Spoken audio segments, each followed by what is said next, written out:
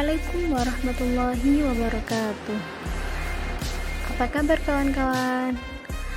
Di sini kami dari kelompok 13 yang beranggotakan saya Rita Nur Saadah dengan NIM 069, Iza Sabrina Bilbi dengan NIM 043, Dela Amalia Putri dengan NIM 052, dan Muhammad Miftahul Janan dengan NIM 078. Nah, pada podcast kali ini kami akan membahas tentang reorientasi pendidikan Islam antara tarbiyah dan dakwah. Selamat mendengarkan. Pendidikan Islam selalu menghadapi masalah yang kompleks dan tidak pernah berakhir. Belakangan ini disinggung tentang ketidakmampuan pendidikan Islam mengatasi masalah sosial yang terjadi di Indonesia. Berbagai kasus moral, degradasi, dan masalah sosial menjadi hal-hal yang diklaim sebagai hal yang dituntut kegagalan pendidikan Islam. Padahal, masalah seperti itu bukan karena kegagalannya pendidikan Islam sendiri. Namun, pendidikan Islam sendiri sepertinya kehilangannya visi dan misi pokok yang memang harus mengarah pada perbaikan moral, sehingga bahwa semua masalah ini tidak akan terjadi.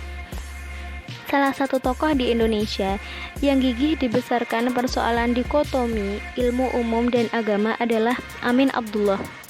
Ia menyebutkan bahwa Islam harus ditempatkan dalam dua dimensi, yakni normativitas dan historisitas.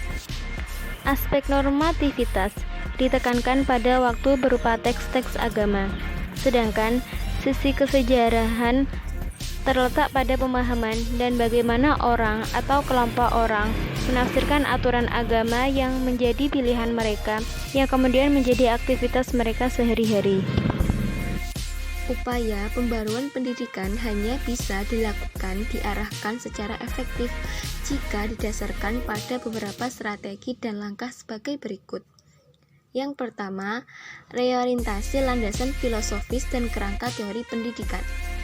Atas dasar konsep ini, filosofis dan teoritis konsep pendidikan Islam dikembangkan sebagai prinsip yang mendasari implementasinya dalam konteks lingkungan masyarakat sipil. Oleh karena itu, untuk mengantisipasi perubahan menuju masyarakat sipil, pendidikan Islam harus dirancang untuk menjawab perubahan tersebut. Yang kedua, visi dan misi pendidikan Islam. Visi dan misi pendidikan Islam ini adalah elaborasi atau spesifikasi dakwah Islam itu sendiri, yaitu memantapkan manusia yang berfungsi untuk mewujudkan rahmatul lil alamin. Yang ketiga, strategi pendidikan Islam. Pengembangan pendidikan Islam dan pendidikan di Indonesia setidaknya menggunakan 4 strategi dasar, yaitu 1. Sebuah kesempatan yang sama untuk mendapatkan pendidikan. 2. Referensi pendidikan. 3. Meningkatkan kualitas pendidikan. Yang terakhir, efisiensi pendidikan. Mensinergikan tarbiyah dan dakwah sebagai jawaban atas permasalahan sosial. Dalam masyarakat muslim, kata dakwah baik sebagai konsep maupun sebagai kegiatan sering diidentikan dengan tarbiyah.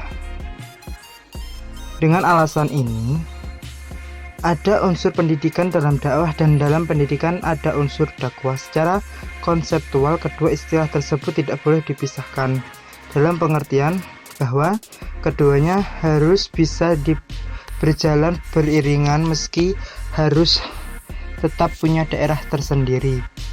Sedangkan dakwah bidangnya ada di tingkat mahir. Disimpulkan bahwa di antara tarbiyah dan dakwah merupakan konsep yang tidak bisa dipisahkan antara dakwah dan tarbiyah. Merupakan kegiatan penting bagi kehidupan dan sebagai ajaran penting dalam agama Islam. Jadi kedua konsep ini tidak boleh terpecah karena dalam relevansinya. Demikianlah hasil diskusi kami hari ini tentang reorientasi pendidikan Islam antara tarbiyah dan dakwah. Semoga bermanfaat, dan dari kami apabila ada kesalahan kami mohon maaf yang sebesar-besarnya.